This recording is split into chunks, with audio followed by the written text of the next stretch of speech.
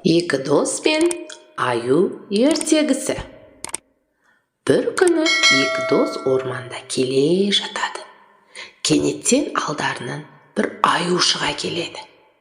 Сол кезде біреуі қаша жөнеледі. Екіншісі талға өрмелеп жасырынып қалады. Қашқан жігіт ортада қалып кетеді.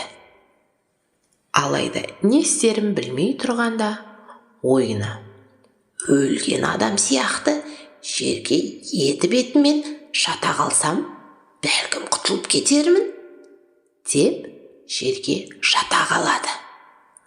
Аю келіп, оны иіскелей бастағанда, демін жұтып, демалмай жатады.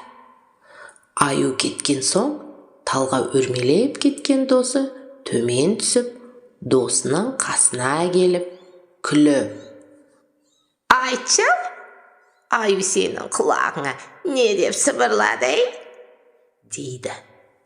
Сонда досы: «Досыңа қауіп қатер төніп тұрғанда қашып кеткен адамдардан сақтану керектігімді айтты», депті.